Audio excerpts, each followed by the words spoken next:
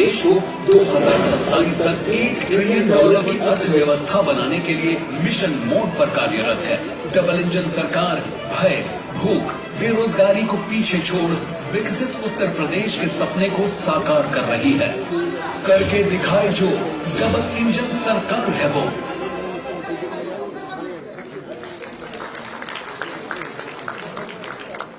एक झलक देखी आपने पिछले 8 वर्षों में कितनी तेजी के साथ मित्रों बदल रहा है उत्तर प्रदेश।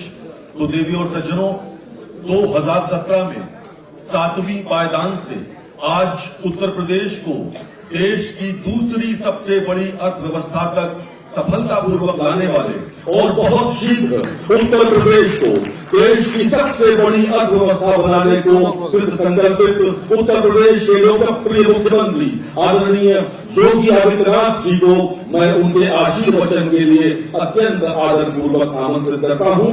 माननीय मुख्यमंत्री महोदय।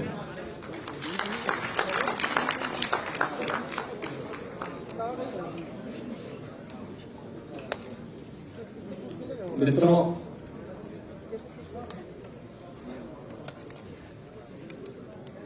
आदरणीय प्रधानमंत्री जी के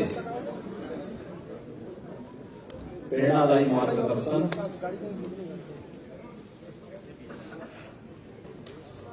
और उनके विजनरी नेतृत्व में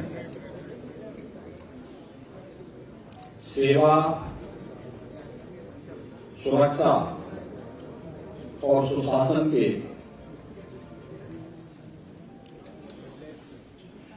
उत्तर प्रदेश की डबल इंजन सरकार के आज 8 वर्ष पूरे होने जा रहे हैं। इस अवसर पर भारतीय जनता पार्टी एनडीए के अपने सभी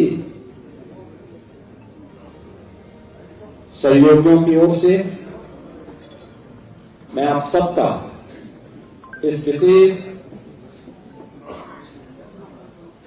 संवाद में हृदय से स्वागत करता हूं और प्रदेशवासियों को 8 वर्ष की इस शानदार यात्रा के लिए, जिसमें उत्तर प्रदेश की 25 करोड़ जनता जनार्दन का व्यापक समर्थन और आशीर्वाद प्राप्त हुआ है, इसके लिए उन्हें मैं हृदय से बधाई भी देता हूं। अभी यहां पर मंच पर उपस्थित मंत्रिमंडल के मेरे वरिष्ठ सहयोगियों और एनडीए के जुड़े हुए हमारे सभी वरिष्ठ नेताओं ने 8 वर्ष की उपलब्धियों को लेकर के उत्तर प्रदेश की इस यात्रा को डबल इंजन सरकार ने कैसे आगे बढ़ाया है, इससे संबंधित एक रिपोर्ट कार्ड आपके सामने प्रस्तुत किया है और एक लघु वीडियो फिल्म के माध्यम से भी उसे प्रस्तुत करने का प्रयास किया गया है।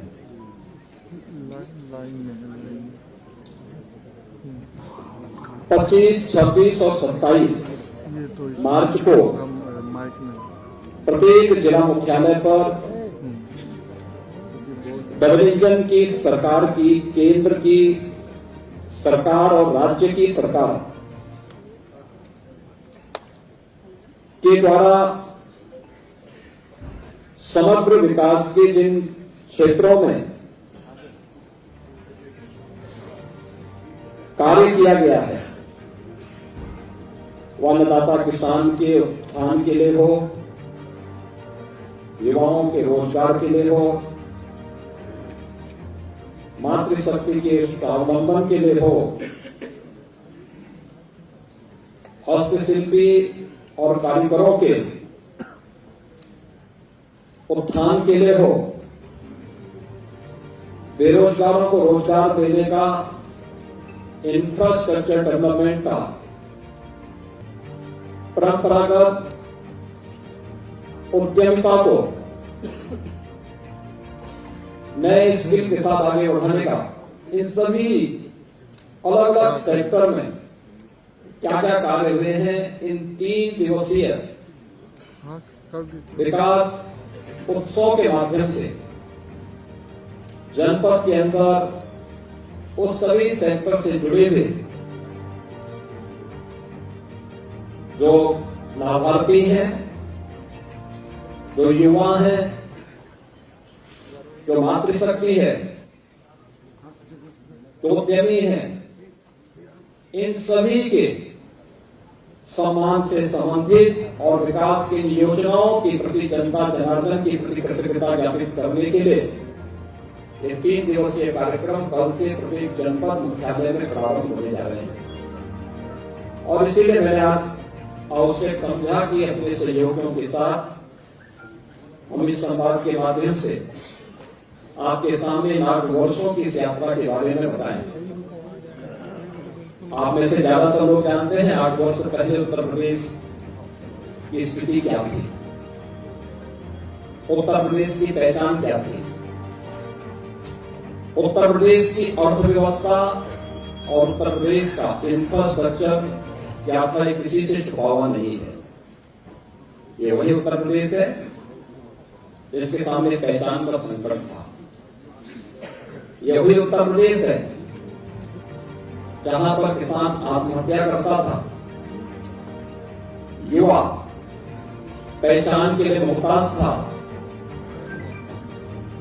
बेटी और व्यापारी असुरक्षित थी।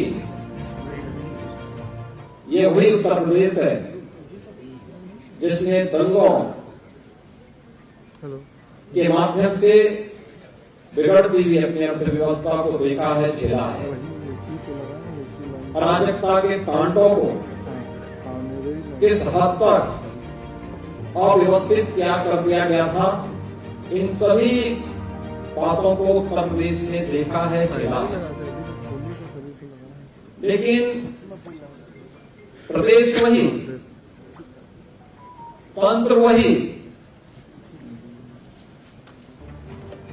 केवल सरकार बदलने से कैसे व्यापक परिवर्तन लाया जा सकता है, यह इन 8 वर्षों में उत्तर प्रदेश की जनता जनार्दन ने महसूस किया होगा, हर तबके के लोगों ने महसूस किया होगा।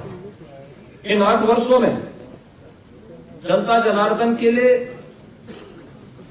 भारतीय जनता पार्टी और एनडीए की ओर से जो कार्यक्रम तय किए गए, उनका प्रभावी क्रियान्वयन किस रूप में हुआ है, या आज इसी से आप देख सकते हैं कि जो उत्तर प्रदेश 8 वर्ष पहले बीमारू राज्य माना जाता था, देश के विकास का बैरियर माना जाता था, जिस उत्तर प्रदेश को 8 वर्ष पहले केवल एक श्रम शक्ति के रूप में लोग जानते थे,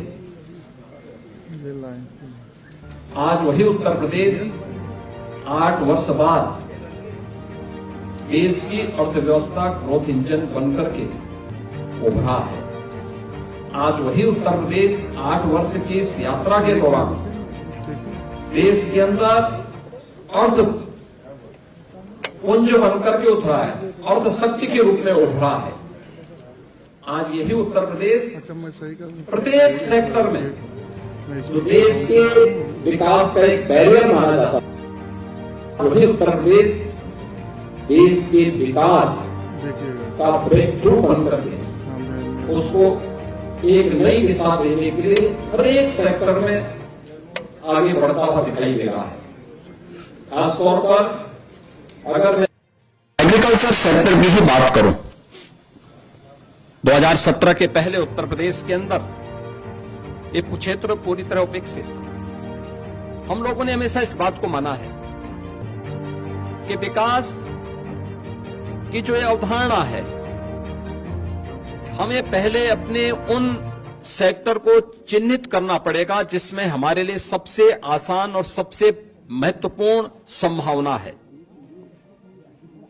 उत्तर प्रदेश प्राचीन काल से ही इस दिशा में 2 सेक्टर में बहुत आगे बढ़कर के काम करने वाला राज्य रहा है। इसमें एक कृषि प्रधान देश, प्रकृति और परमात्मा के सीम कृपा का यह प्रदेश, अत्यंत उर्वरा भूमि, पर्याप्त मात्रा में जल संसाधन, हमारे पास एक बड़ी आबादी यहां निवास करती है।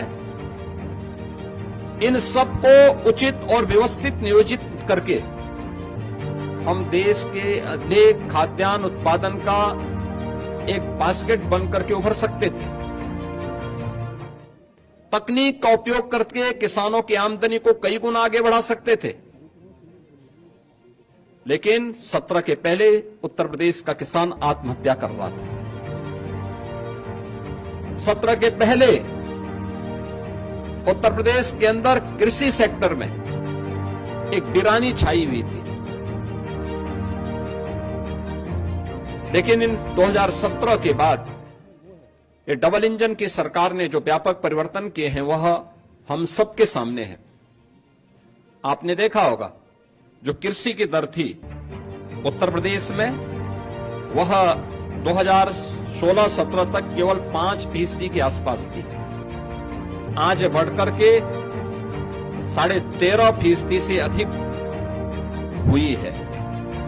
और उत्तर प्रदेश की जीडीपी में इसके कारण 28% की बढ़ोतरी आज देखने को मिल रही है। और इसकी शुरुआत हमारी कैबिनेट ने पहले ही कैबिनेट ने की थी। प्रदेश के अंदर 36,000 करोड़ रुपए की लागत से लघु और सीमांत किसानों की कर्ज माफी के कार्यक्रम को लेकर के आज उसी का परिणाम है कि जिस प्रदेश में 16-17 तक कुल यहां पे 557 लाख मीट्रिक टन खाद्यान्न का उत्पादन होता था, आज उसी प्रदेश में हम लोग गत वर्ष ही 668 लाख मीट्रिक टन से अधिक खाद्यान्न का उत्पादन किए हैं। यानी ये 20% खाद्यान्न के उत्पादन में बढ़ोतरी एक वर्ष में ही उत्तर प्रदेश के अंदर देखने को मिली है। प्रधानमंत्री ऋण मोचन की योजना से लेकर के प्रधानमंत्री किसान सम्मान निधि की योजना तक हर एक क्षेत्र में आज किसान को डीबीटी के माध्यम से धनराशि जाती है।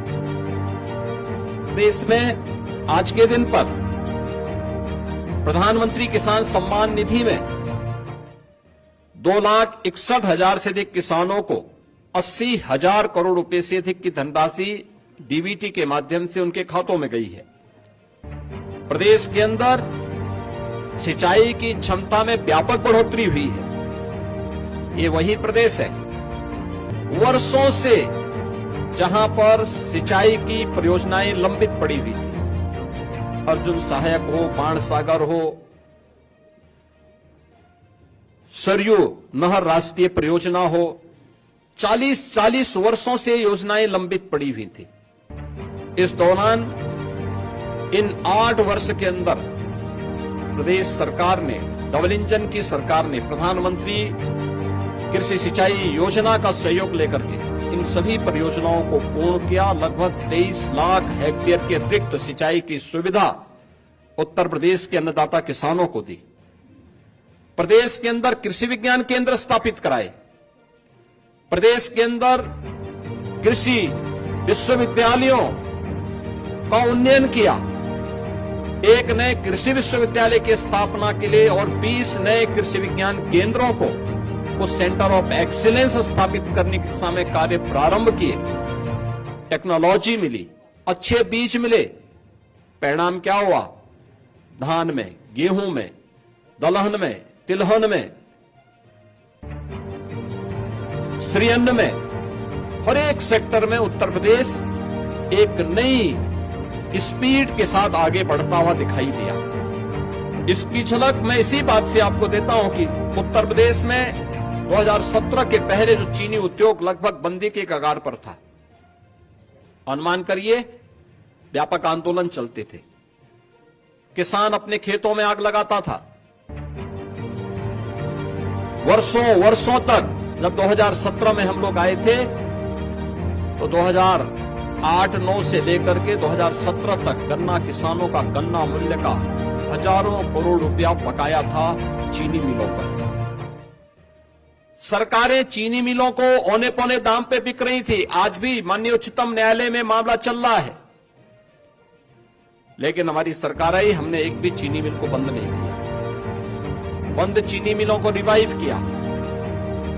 उत्तर प्रदेश के अंदर इस दौरान हम लोगों ने 3 नई चीनी मिलों की स्थापना की, 6 चीनी मिलों की पुनर्संचालन की कार्रवाई की, 38 चीनी मिलों का विस्तार किया और वर्तमान में 122 चीनी मिलें प्रदेश के अंदर क्रियाशील हैं। 2017 से अब तक गन्ना किसानों को 2,80,000 करोड़ रुपए से अधिक का गन्ना मूल्य का भुगतान हुआ और यह पिछली सरकारों के 22 वर्ष के कार्यकाल की तुलना अगर इसे किया जाए, उन्होंने 22 वर्ष में जितना किया उतना हमारी डबल इंजन की सरकार ने मात्र 8 वर्ष में किया। उससे भी 60,000 करोड़ रुपए से अधिक की धनराशि गन्ना किसानों के खाते में उपलब्ध करवाने का काम किया। इथेनॉल के नए प्लांट लगाए। 2017 तक केवल 42 करोड़ लीटर इथेनॉल का उत्पादन उत्तर प्रदेश में होता था। आज के दिन पर यह 177 करोड़ लीटर इथेनॉल का उत्पादन उत्तर प्रदेश के अंदर हो रहा है, जिससे अन्नदाता किसानों को सर्वाधिक लाभ हो रहा है। इसी प्रकार से चाहे गन्ना उत्पादन में, चाहे वह खाद्यान्न उत्पादन में हो या फिर फल एवं सब्जी के उत्पादन में भी आज उत्तर प्रदेश नंबर 1 पर फिर से आया है और उत्तर प्रदेश के अन्नदाता किसानों के जीवन में व्यापक परिवर्तन देखने को मिला है। पीएम कुसुम योजना के अंतर्गत सोलर पैनल लगा करके प्रदेश के अंदर लगभग 86,000 अन्नदाता किसानों के जीवन में व्यापक परिवर्तन का काम किया गया। तो 14 लाख निजी नलकूप को भी विद्युत की मुफ्त व्यवस्था देकर के अन्नदाता किसानों की आमदनी को बढ़ाने में सरकार ने योगदान दिया और परिणाम है कि इस दौरान अगर आप देखें 2012 से 17 के बीच बिचौलियों के द्वारा तब सरकार करती थी, तब कोई प्रोक्योरमेंट सेंटर सरकार के द्वारा नहीं लगाए जाते थे। तब सरकार ने गेहूं का क्रय पे कुल पैसा खर्च किया था 12,808 करोड़। ये पैसा अन्नदाता किसान के पास नहीं, बिचौलियों के पास गया था और 17 से लेकर के 23-24 के बीच में सरकार ने जो गेहूं क्रय पर धनराशि खर्च की है, इसमें 2.5 यानी इससे लगभग 2.5 गुना अधिक हम लोगों ने इसके लिए धनराशि खर्च की है, लोगों को उपलब्ध करवाया है और इसमें 200 यानी 94 इसमें कुल धनराशि 12,808 करोड़ की तुलना में 43,424 करोड़ रुपए यानी 3.5 गुना अधिक भुगतान अन्नदाता किसानों को सीधे प्रोक्योरमेंट के केंद्र के माध्यम से हम लोगों ने अन्नदाता किसानों के लिए किया है। ऐसे धान के क्रय में भी 12 से 17 के बीच 17,190 करोड़ रुपए का कुल भुगतान बिचौलियों को हो पाया था, क्योंकि किसान सरकार के तत्कालीन सरकार के एजेंडे में कहीं नहीं था। इस दौरान 2017 से लेकर 2024 के बीच सरकार ने 5 गुना अधिक यानी 88,746 करोड़ रुपए का धान का मूल्य डीबीटी के माध्यम से अन्नदाता किसानों के खाते में करने का काम किया। प्रदेश के अंदर 32 लाख हेक्टेयर से अधिक भूमि को बाढ़ से बचाव करने में सरकार ने सफलता प्राप्त की है और मुख्यमंत्री कृषक दुर्घटना बीमा के अंतर्गत हर अन्नदाता किसान को, उनके परिवार के सदस्यों को, बटाईदार को भी हम लोगों ने 5 लाख रुपए की सुरक्षा बीमा का कवर किया कि अगर कभी बाढ़ से, आकाशीय बिजली से या किसी अन्य दुर्घटना से, एक्सीडेंट से या वन्य जीव संघर्ष में उनकी दुखद मौत होती है तो सरकार इसके लिए उन्हें 5 लाख रुपए की एक सुरक्षा बीमा का कवर भी देगी। और आज हम लोग लगातार इस योजना के माध्यम से प्रदेश के सभी किसानों को आच्छादित किए हुए हैं। तो इस दौरान प्रदेश के अंदर निराश्रित गोवंश की समस्या का समाधान करने में भी ये डबल इंजन की सरकार को सफलता प्राप्त हुई, जिसमें 7,700 से अधिक गो आश्रय स्थल के माध्यम से 12,50,000 से अधिक गौवंश का संरक्षण सरकार अपने स्तर पर कर रही है और सहभागिता योजना के माध्यम से 1,05,000 पशुपालकों को 1,63,000 से अधिक गौवंश उनकी सुपुर्दगी में दिया गया है, जिसमें प्रति गौवंश प्रति माह अन्नदाता किसान को सरकार 1,500 रुपए का भुगतान करती है एक गौवंश के लिए। और इसी प्रकार से कुपोषित परिवारों को भी 10,000 गौवंश देने का काम सरकार ने इस दौरान किया है।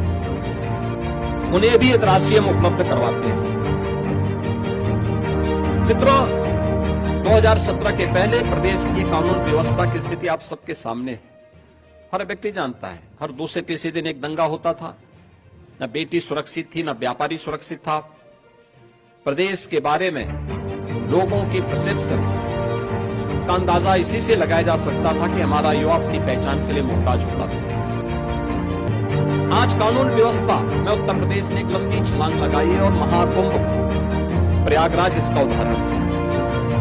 45 दिनों के इस महाआयोजन में कोई छेड़छाड़ की घटना नहीं, कोई लूटपाट की घटना नहीं, कोई अपहरण की घटना नहीं, कोई भी ऐसी घटना नहीं जिससे आने वाले श्रद्धालुओं को किसी भी प्रकार का कोई असंतोष का भाव पैदा करने का अवसर प्राप्त हो। प्रदेश वही है, लेकिन इसके लिए जो ये व्यापक परिवर्तन हुआ है, इस व्यापक परिवर्तन का कारण है कि इन 8 वर्षों में सरकार ने व्यवस्थित तरीके से उत्तर प्रदेश पुलिस के बल को एक सिस्टम के साथ जोड़ा है। आप अनुमान करिए, अब तक उत्तर प्रदेश पुलिस बल में पिछले 8 वर्ष में, जब 2017 में हम लोग आए थे, 1.5 लाख पुलिस कार्मिकों के पद खाली थे। सरकार की नियत पर जनता जनार्दन को भी और माननीय न्यायालय को भी संदेह था, क्योंकि भर्ती की प्रक्रिया पारदर्शी नहीं हो सकती थी, नहीं करते थे। लेकिन पहली बार हुआ जब पारदर्शी भर्ती की प्रक्रिया के माध्यम से सरकार ने 1,56,000 से अधिक पुलिस कार्मिकों की भर्ती, जो आज सेवा दे रहे हैं, उन्हें उत्तर प्रदेश पुलिस बल का हिस्सा बनाया है।